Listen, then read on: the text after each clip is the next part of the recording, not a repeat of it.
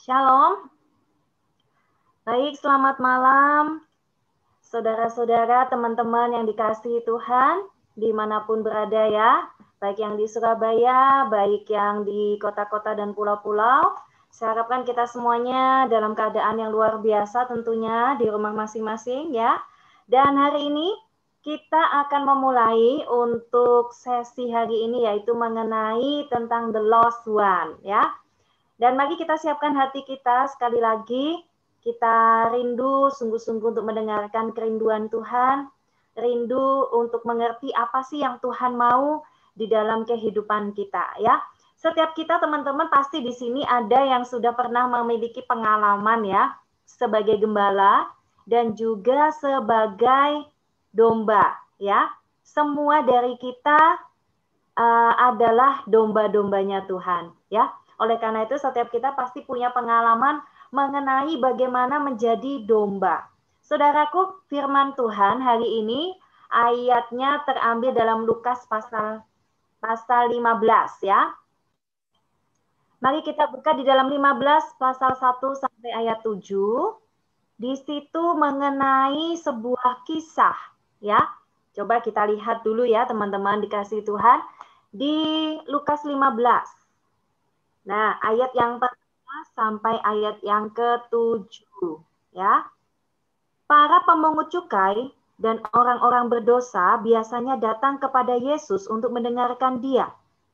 Maka bersungut-sungutlah orang Farisi dan ahli-ahli Taurat, katanya. Ia menerima orang-orang berdosa dan makan bersama-sama dengan mereka. Kisah hari ini ya, topik dari hari ini adalah mengenai Lukas pasal 15 ini. Dan kita harus tahu latar belakang dari kenapa Tuhan Yesus menceritakan sebuah perumpamaan mengenai domba yang hilang. Ya, itu di situ ada latar belakangnya. Di mana ternyata di dalam Lukas pasal 5 ayat 27 itu diceritakan bagaimana seorang Lewi atau Matius ya, yang kita kenal sebagai salah satu murid Tuhan Yesus, dia adalah seorang pemungut cukai. Ya, semuanya udah tahu ya bahwa Matius, murid Tuhan Yesus adalah seorang pemungut cukai.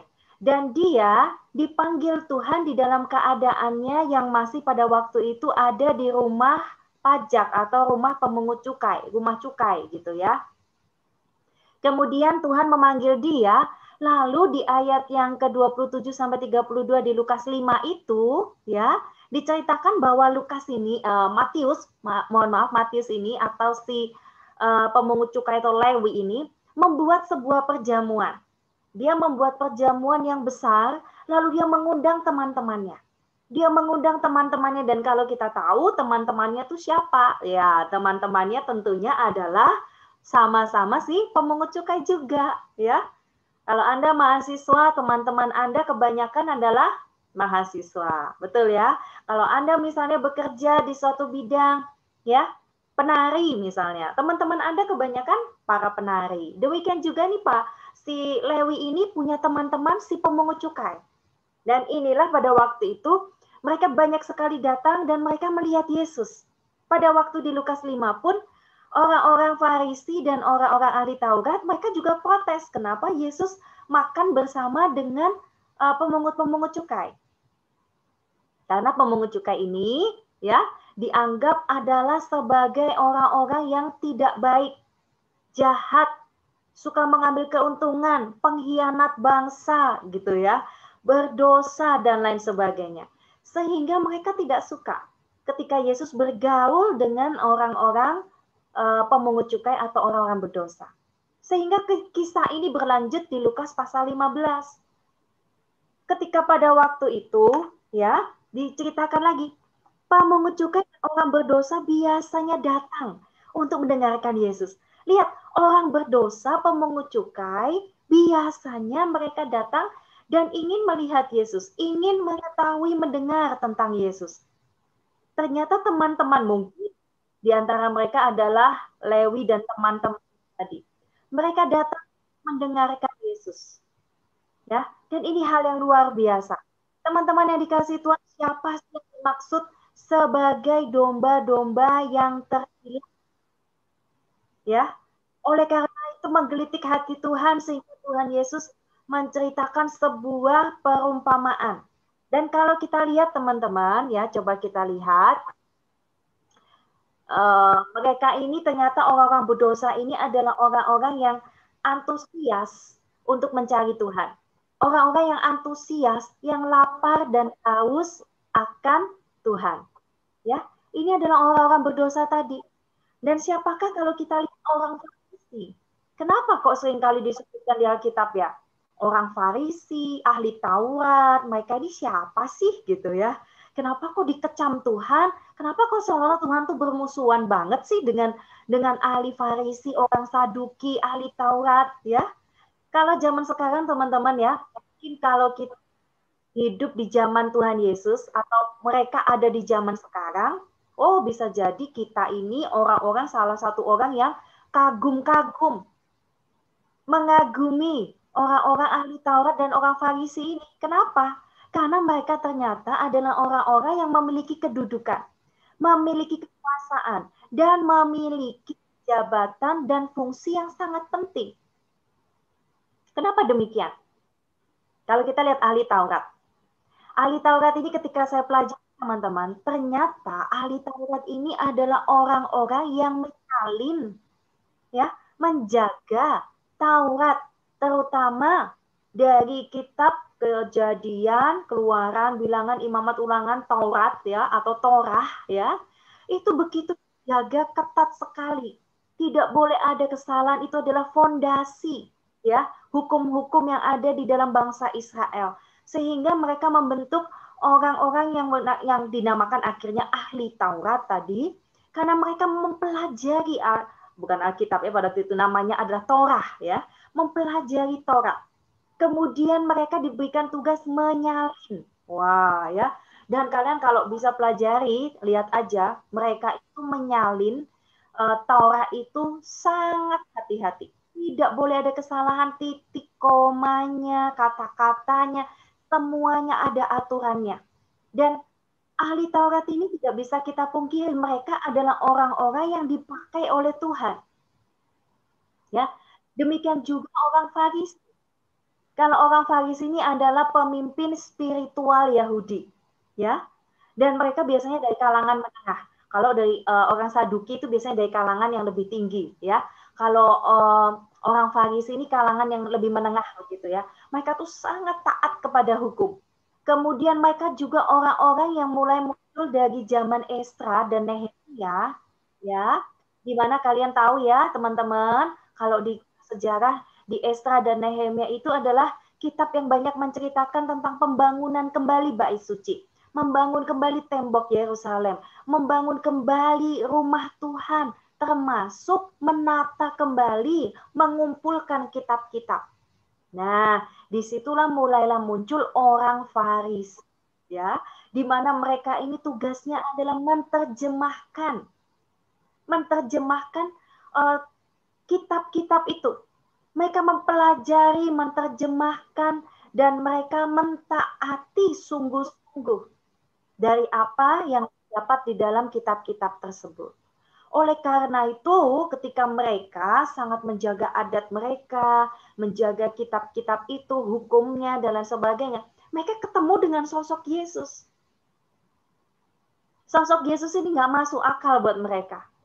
Semua hukum seolah-olah dilanggar, ya kan? Bukankah yang berzina harus dirajam batu? Malah diampuni, malah dikasihi, ya. Belum lagi masalah ada orang kusta, mereka harus menjaga. Malah Yesus menyembuhkan orang kusta. Malah Yesus makan sama orang berdosa.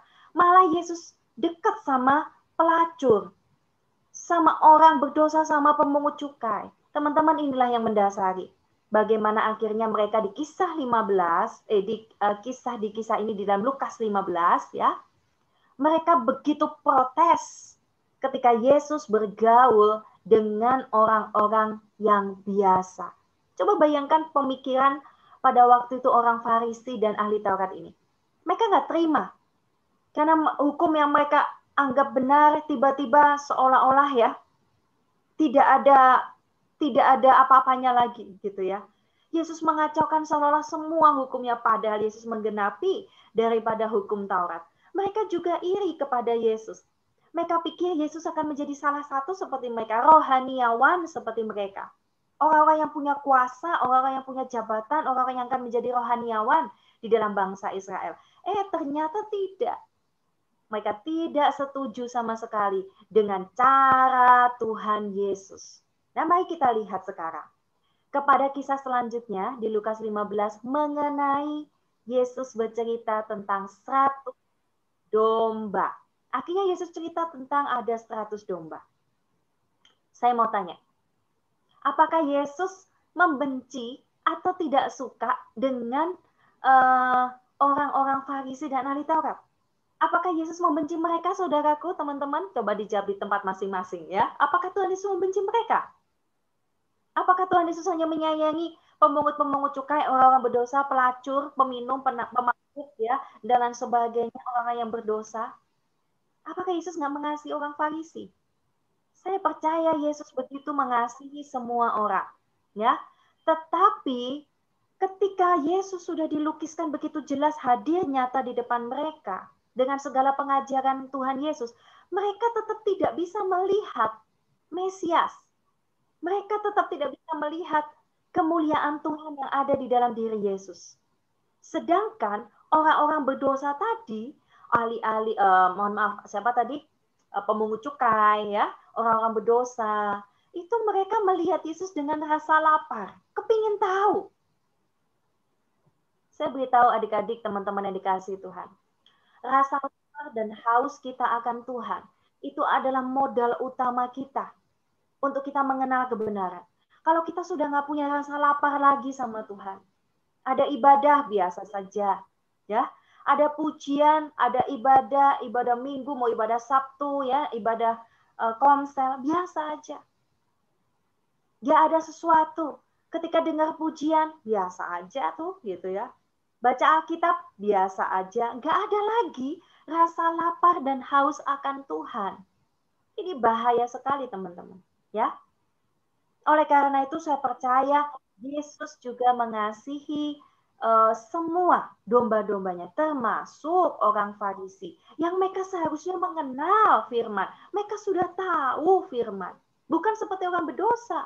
Mereka ini orang-orang yang dipakai Tuhan, orang-orang yang sudah kenal kepada firman, orang-orang yang sudah tahu hukum. Tetapi mata mereka buta. Mereka tidak bisa melihat Kristus. Oleh karena itu Yesus akhirnya bercerita. Kalau kita lihat di pasal 15, kalau Anda boleh iseng buka Alkitab aja ya, boleh dibuka. Kalau yang nggak lagi repot di rumah ya, bisa dibuka di Alkitabnya. Di Lukas pasal 15, itu ada 3 kali pengulangan. Yaitu pengulangan tentang sesuatu yang hilang. Ya, Anda mungkin sudah pernah meneliti atau sudah pernah membaca, maka Anda akan tahu dan sadar ternyata ada 3 kali disebutkan. Kalau sampai disebutkan selama 3 kali, teman-teman, itu berarti kalau dalam ayat-ayat Alkitab ya, itu berarti sesuatu yang sangat ditekankan, berkali-kali ditekankan, dan sangat penting. Ya, yang pertama adalah tentang domba hilang. Yang kedua adalah tentang apa? Dirham, ya, dirham yang hilang, ya.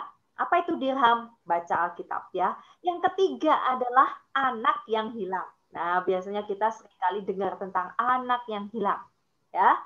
Nah, teman-teman yang dikasihi Tuhan, 3 kali Tuhan mengulang tentang perumpamaan sesuatu, seseorang, seekor, ya, yang hilang. Teman-teman yang dikasihi Tuhan, kita sekarang mulai mengerucut kepada domba yang kita bicara hari ini tentang domba, ya. Saya sendiri pribadi lebih banyak melihat itu kambing ya di jalan-jalan ya. Jarang sekali kalau di jalan-jalan apalagi di perkotaan ya melihat domba ya. Biasanya kita tuh lihat kambing ya. Kambing tuh ada di mana-mana, makan ya di rumput-rumput di pinggir jalan ya, nyebrang nggak lihat kanan nggak lihat kiri ya, itu ya kambing ya. Nah teman-teman yang dikasihi Tuhan, Tuhan ini ada ayat Alkitab, coba kita lihat ya, ini ya ayat yang ketiga, ini menarik sekali. Lukas 15 ayat yang ketiga, lalu ia mengatakan perumpamaan ini kepada mereka. Siapakah di antara kamu yang punya 100 ekor domba, dan jika ia kehilangan seekor di antaranya, tidak meninggalkan yang 99 ekor di padang gurun dan pergi mencari yang sesat itu sampai ia menemukannya. Garis bawahi teman-teman, sampai ia menemukannya. Nah, ini sesuatu yang sangat menarik, teman-teman. Tuhan Yesus adalah gembala kita yang baik. Dia mencari domba yang sesat ini sampai ketemu, sampai menemukannya. Saya punya pengalaman sebagai gembala, ya. Teman-teman yang di sini juga punya pengalaman sebagai gembala. Entah gembala sidang, gembala KTB, gembala komsel, gembala persekutuan, ya. Kita semuanya pernah mencari domba yang hilang. Nah, ketika kita mencari domba yang hilang itu, jujurlah teman-teman, kadang kita itu nggak betah, ya. Kadang kita ini merasa, ya sudahlah kalau kamu memang nggak mau dicari, ya, kamu hilang-hilang terus, aku sudah capek hubungi kamu terus, saya ajak ibadah nggak mau terus, saya memuridkan kamu menolak saya terus, ya. Dan akhirnya kita dan saya ini sebagai domba akhirnya capek, ya. Kita tidak lagi mencari domba yang hilang itu, tapi kita akhirnya meninggalkan karena domba ini rasanya sudah terlalu susah nih, ya. Domba ini terlalu mokong gitu ya, terlalu memberontak, saya nggak sanggup deh nangani, ya. Sehingga pengalaman sebagai gembala termasuk saya, pernah kita melepaskan yang namanya domba, karena kita tidak sanggup, tidak bisa untuk menanganinya. Tapi beda dengan Tuhan Yesus. Tuhan Yesus ini mencari dombanya sampai menemukannya. Dan kalau kita lihat videonya tadi ya, teman kita, Saudara Yosef ya, ketika di mana tadi ada satu domba yang hilang, domba ke-100, dia kan telepon gitu ya.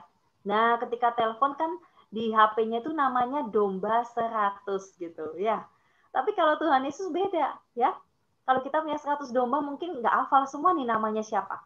Tuhan Yesus luar biasa. Dia itu mengenal dombanya dan dihafal nama dan memanggil nama kita itu masing-masing dengan nama kita. Wow ya, bukankah ini sesuatu yang hebat, sesuatu yang luar biasa. Kalau Tuhan itu mengenal kita, mengenal domba-dombanya itu sampai memanggil kita dengan nama. Ya, artinya mengenal secara personal, teman-teman. Tuhan ketika mencari domba, dia nggak marah ketika dia temukan domba itu. Dia nggak langsung hakimi. Kenapa sih kamu nakal sekali ya? Sudah aku bilang kan kamu jangan pergi ke sana, ke sini ya. Kamu ini nakal. Nanti ya, kamu pulang ke rumah, saya kasih kamu hukuman yang banyak, saya kurung kamu, saya ikat kamu ya. Kamu akan saya pukul. Tapi Tuhan nggak begitu ya. Tapi Tuhan ketika menemukannya, dia tidak menghukum, dia tidak marah, dia tidak kecewa, dia malah menggendong domba itu di atas bahunya. Kenapa dikatakan ya di ayat yang ke-5 ya, itu domba itu kalau sudah ditemukan diangkat di atas bahu. Bahu ini melambangkan sebuah kekuatan teman-teman ya.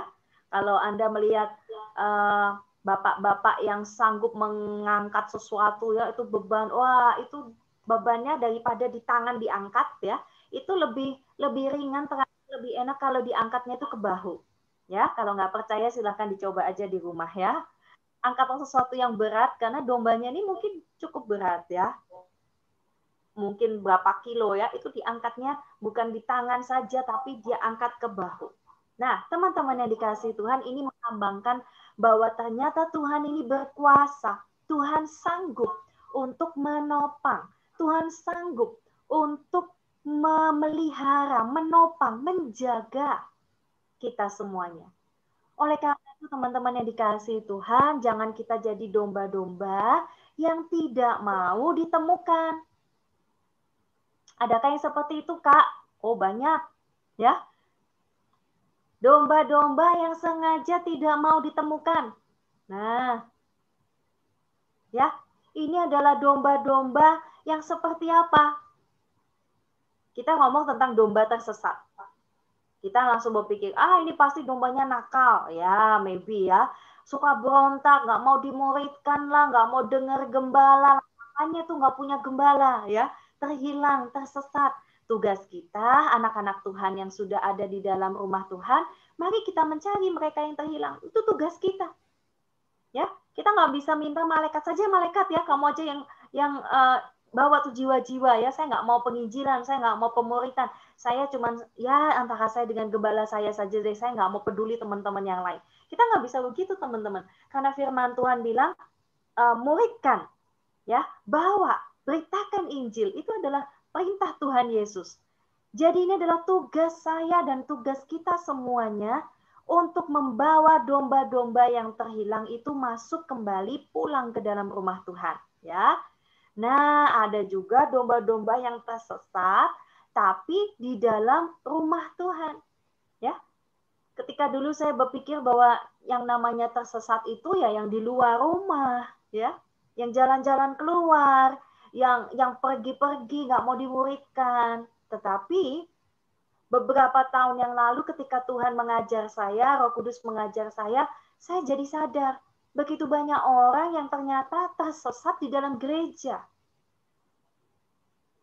Banyak anak-anak Tuhan yang bahkan terhilang, domba-domba yang terhilang, domba-domba yang tersesat, bahkan saat mereka masih menyandung status dimuridkan. Itu hanya sebagai status. Memiliki pemurid, memiliki gembala, yang satu gembala sidang, gembala Rikom, gembala KTB, gembala Komsel. Itu hanya status saja. Ya, tapi ternyata mereka sebetulnya terhilang. Nah, teman-teman, apa sih yang namanya terhilang ini? Ya. Nah, yang pertama, mari kita domba-domba Tuhan yang baik, yang manis, yang dikasihi Tuhan, ya. Yang pertama, kita itu mau dibimbing. Kita itu mau dimuridkan. Berapa kali kita dengar ini? Tapi berapa kali kita juga tidak sanggup menguasai diri kita, sehingga ego kita, emosi kita, perasaan kita, jiwa kita, dan kemudian kita tuh suka ngelawan. Ya, saya pernah menjadi domba. Ada hal-hal dalam hidup saya dan sekarang saya masih jadi dombanya Tuhan juga ya. Saya masih punya pembimbing juga. Saya pernah teman-teman, ketika saya melakukan kesalahan, saya nggak malah bertobat, ya, emosi masih sakit, saya melukai orang-orang yang saya kasihi. Kemudian, ya, ada hal-hal yang membuat saya itu menyesal sekali. Andai waktu bisa diulang dan saya sudah lebih dewasa, saya mungkin tidak semenyesal itu gitu ya. Tapi saya sangat menyesal bahkan sampai hari ini. Ketika saya mengingatnya, saya nyesel, saya sedih, tidak bisa mengulang waktu. Karena apa? Ketika dibilangi sesuatu ngelawan. Mungkin nggak ngelawan dari perkataan, tapi dari hati itu ada sesuatu yang memberontak kepada Tuhan. Memberontak kepada pemimpin. Memberontak kepada jalan-jalan Tuhan. Ini membuat sakit. Teman-teman yang dicintai Tuhan, mari jadi domba-domba. Walaupun Anda sudah punya status gembala, status murid, status kakak pembimbing, atau status jemaat biasa, ya. Mari kita semuanya mau belajar jadi domba-dombanya yang baik, domba-domba Tuhan yang baik. Mau untuk dibimbing, ya. Domba tersesat itu ada dua. Yang pertama dia sengaja pergi, ya. Dia sengaja pergi, memang dia nggak mau, ya. Dia ini orang domba-domba yang nggak suka kumpul-kumpul, ya. Domba itu kan biasanya kalau kita lihat, saya lihat ya, kalau di Surabaya itu kadang saya lihat pergi kalau ke tempat agak pedesaan tuh ya, saya lihat itu ada kambing-kambing. Biasanya tuh kambing tuh bergerombol, ya kan? Domba juga sama bergerombol, berkumpul, berkomunitas. Nah, saat berkomunitas itu kan biasanya ada aturan, ya. Setiap komunitas itu ada aturannya. Domba itu juga ada aturannya.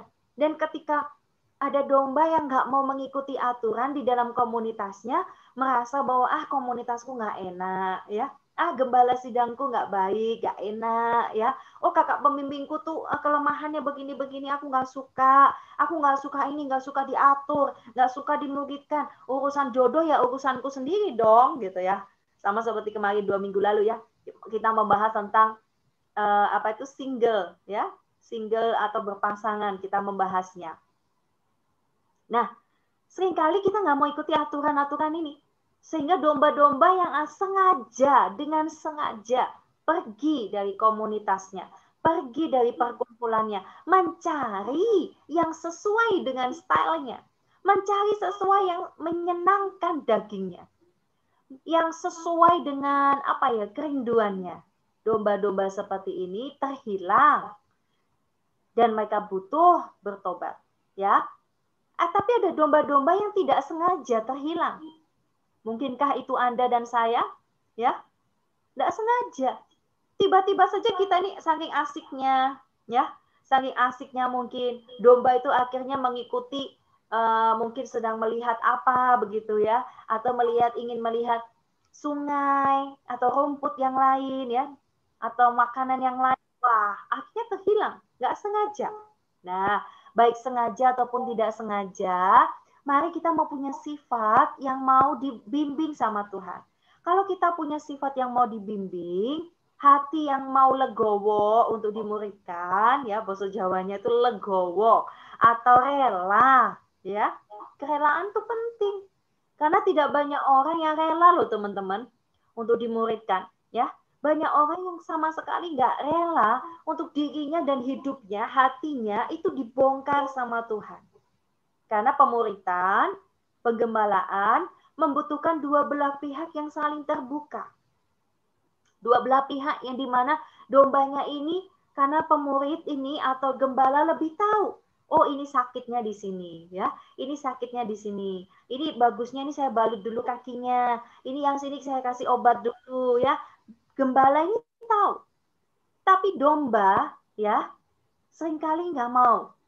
Dia punya aturan sendiri. Nah, ini adalah calon-calon domba yang mudah sekali terhilang dan akan terhilang lagi.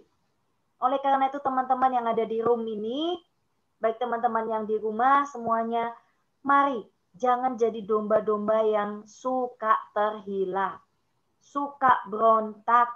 Suatu saat mungkin Anda akan menyesal dengan semua yang Anda lakukan, yang Anda katakan, dan waktu nggak bisa diulang.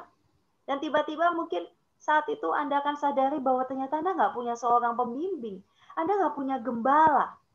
Saya percaya kita punya gembala agung, Tuhan Yesus. Tapi Tuhan Yesus memberikan mandat kepada pemimpin-pemimpin yang Tuhan pilih untuk menjadi gembala. Karena Tuhan Yesus tidak ada dalam wujud gembala atau manusia yang bisa kita lihat, yang bisa kita WA, yang bisa kita call, yang bisa kita cerita langsung, ya. Dia adalah roh. Sedangkan roh kita belum tentu setiap saat kita bisa connect dengan Tuhan, bicara dengan Tuhan. Kita membutuhkan alat bantu yang lainnya, ya, atau alat Tuhan, perantara Tuhan untuk melihat kita, bicara kepada kita, berproses dengan kita, saling menajamkan dengan kita. Nah, teman-teman yang dikasihi Tuhan, domba nggak mau dibimbing, domba nggak suka kumpul-kumpul, nggak suka berkomunitas, dan domba yang tidak mau dipotong bulunya atau dicukur. Nah, coba saya minta admin ya, siap-siap ada sebuah video yang baru tadi saya lihat dan ini sebuah kisah nyata ya. Sudah siap admin? Coba sebentar lagi ditayangkan ya. Mengenai domba yang tidak mau dicukur ya. Nah, tapi ini bukannya nggak mau, tapi ini dombanya lagi tersesat. Ya, silahkan. Domba yang dinamakan Sheila ini hilang 6 tahun lalu. Sheila ditemukan setelah hilang di hutan pekat di dekat Hobart, Tasmania, Australia. Domba ini diselamatkan oleh seorang warga Peter Jones yang menemukannya di pinggir jalan. Domba ini tidak bisa bergerak karena bulunya terlalu lebat. Tukang cukur domba, John Alums, menggambarkan bulunya penuh dengan sayuran. Berat bulu domba Sheila lebih dari 21 kg. Kalah dari rekor yang dipegang domba yang dinamakan Chris dengan berat 41 kg.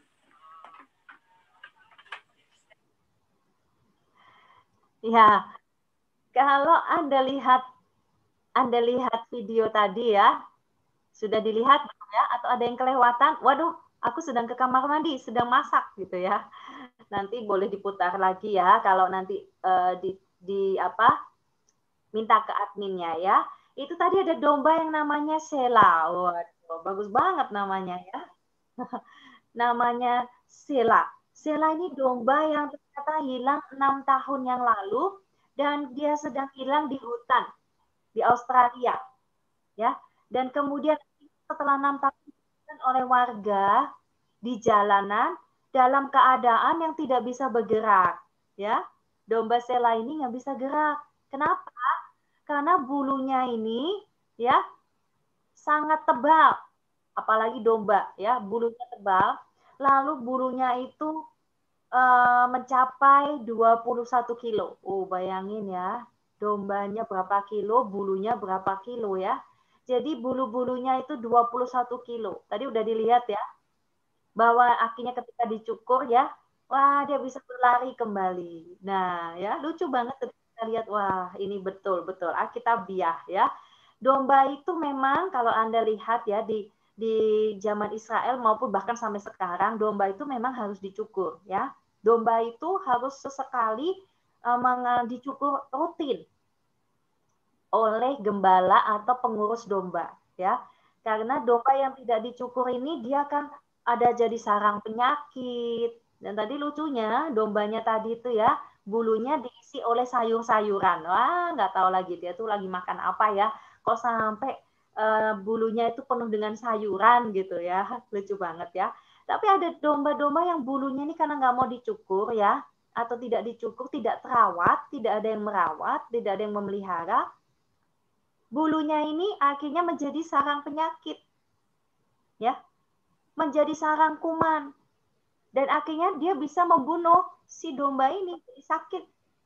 Nah, jadi domba-dombanya Tuhan, apa sih artinya dicukur? Apa sih artinya kita itu dipotong?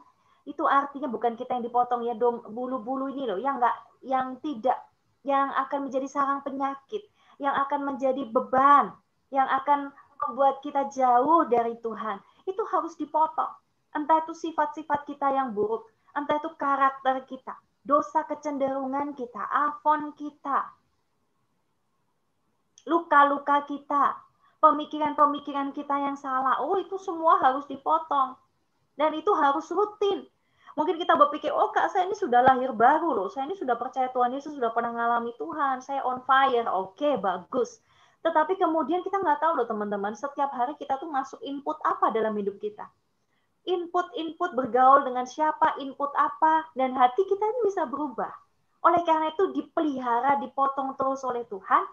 Ini bukan cuma terjadi sekali dalam hidup kita. Saya bersyukur telah melewati masa-masa yang gelap. Masa-masa di mana saya diproses Tuhan habis-habisan. Tapi saya tidak boleh lengah bahwa aku nggak mungkin bisa jatuh kok di area sana. Aku nggak mungkin kok. Nah, baik-baik saja kok aku nanti ini ya. Aku nggak mungkin nanti akan diserang di area itu. Aku nggak mungkin akan jatuh di area itu ya. Jangan bilang begitu teman-teman. Kita tuh nggak bisa lepas dari yang namanya kasih karunia Tuhan, dari anugerah Tuhan, dari pemeliharaan, dari kuasa Tuhan. Ketika kita mengandalkan kekuatan kita bahwa aku sudah pulih, aku sudah baik-baik saja, aku sudah dicukur, aku sudah dibongkar sama Tuhan, ya. Satu saat Anda akan diuji atau akan mengalami pencobaan yang sama. Dan mari kita akan tetap belajar untuk rendah hati, tidak sombong, baik kita yang menjadi domba, yang satu saat akan Tuhan percayakan, Anda yang menjadi domba-domba, akan menjadi gembala, akan menjadi pembimbing-pembimbing. Jangan kita merasa bahwa aku sudah pulih, aku sudah baik, dan aku pasti akan hebat terus. Manusia tuh nggak ada yang seperti itu, teman-teman. Siapapun bisa jatuh. Ya, siapapun bisa jatuh. Oleh karena itu kita tetap waspada, asal kita tetap mau digembalakan oleh Tuhan. Mau tetap ada tunduk di dalam otoritas yang benar, yang Tuhan percayakan menjadi tudung buat kita. Teman-teman, kalau kita punya keluarga rohani, rumah itu indah loh, digembalakan. Ya, di dalam rumah itu diberikan identitas. Di dalam rumah itu diberikan hak. Di rumah itu diberikan fasilitas, pemuritan, Ada orang tuh ya, saya dulu pernah cerita, ada orang cerita ya, sudah lama sekali. Dia bilang begini, dia protes gitu ya. Wah, di komunitas ini aku nggak puas. Aku nggak puas. Dia cerita, bla bla bla bla ini, aku nggak puasnya di sini, di sini, di sini, di sini. Ya, dan itu kedengaran ke telinga saya. Dalam hati saya juga berkecambuk gitu, Tuhan, kita tuh rindu beri yang terbaik. Di rumah Tuhan, di rumah ini, di komunitas ini, di ministry ini, kami rindu melayani, memberi yang terbaik. Tentunya kita masih punya kekurangan ya. Tentunya kita ini masih terus belajar, diproses, nggak ada yang sempurna. Kita terus mau belajar. Tapi saya lihat lagi di satu sisi teman-teman. Ketika kita mengadakan pelatihan, ketika kita mengadakan retreat, ketika kita mengadakan seminar, ketika kita mengadakan KKR, ketika kita ada pemuritan, apakah anak itu ikut? Tidak. Satu pertanyaan besar. Dia bisa protes dengan banyak poin, tapi dia sebetulnya tidak mengikuti fasilitas dan tidak menjadi anak di dalam rumah itu. Padahal di dalam rumah itu sudah ada pemurid, ada KKR, ada retreat, ada pelatihan, ada pengajaran. Sudah kita berikan. Sudah kita siapkan. Sudah kita lakukan. Tetapi ada orang-orang yang memang tidak mau mengikutinya. Sehingga akhirnya dia merasa bahwa ya sudah, aku pergi saja. Nah, jadi jangan sampai kita menjadi domba-domba yang demikian. Ya, teman-teman dikasih Tuhan. Antara pembimbing dengan domba pasti ada banyak kasus dan permasalahan. Nah, oleh karena itu saya nggak akan bahas permasalahannya apa. Saya akan minta nanti teman-teman boleh bertanya, boleh interaktif ya. Mau tanya dari sisi domba boleh, mau tanya dari sisi gembala boleh ya. Siapkan pertanyaannya dan kita akan sebentar lagi berdoa ya. Saya harap apa yang sudah disampaikan firman Tuhan yang singkat ini ya di dalam Lukas 15 Anda semua menangkap dan jangan sampai kita menjadi domba yang sengaja terhilang ataupun tidak sengaja terhilang. Yang penting satu modal utama, kita punya hati yang mau tunduk kepada Tuhan. Ya, jangan punya hati sikap hati yang sombong, merasa bisa, merasa kuat, merasa nggak butuh gembala, merasa nggak butuh punya kakak rohani, punya gembala, nggak butuh. Ya, karena kita merasa bahwa ya sudah aku bisa kok, aku sudah pulih kok. Nggak, kita semuanya tetap harus berjaga-jaga. Mari kita berdoa teman-teman dikasih Tuhan ya. Mari yang di rumah kita siap-siap berdoa dan setelah itu kita akan lanjut di dalam pertanyaan-pertanyaan ya. Karena saya nggak akan bahas di sini, kita akan bahas langsung ke pertanyaannya. Mari kita berdoa. Bapa yang baik, di dalam nama Tuhan Yesus kami bersyukur buat malam hari ini. Kami sudah belajar sedikit mengenai domba yang terhilang. Engkau mengasihi orang Farisi ahli Taurat, Engkau juga mengasihi orang-orang yang pemungut cukai, berdosa. Engkau mengasihi semua orang Tuhan. Bapa, jangan biarkan kami seperti orang Farisi dan ahli Taurat. Kami tahu firman, kami tahu pengetahuan, kami tahu banyak, tapi kami buta. Kami tidak bisa melihat Engkau. Tapi ajar kami Tuhan, seperti orang-orang pemakai, orang-orang berdosa, yang mau bertobat, yang mencari Engkau, yang selalu rindu mendengarkan Engkau. Sehingga firman-Mu yang hidup itu akan mengubah kami. Berikan kami hati yang lapar dan haus akan Engkau. Kami bisa tersesat, kami bisa jatuh, kami bisa jauh dari Engkau. Bahkan kami bisa tersesat walaupun kami punya status di dalam gereja. Tuhan, kami butuh Engkau. Kami mau tunduk kepadamu dan kami mau belajar mengasihi dan tunduk kepada gembala-gembala, pembimbing-pembimbing kami yang sudah Tuhan percayakan. Terima kasih Bapak, kami lanjutkan sesi kami hanya di dalam nama Tuhan Yesus Kristus. Kau menyertai, Kau memberkati kami semua. Haleluya, amin. Baik, saya serahkan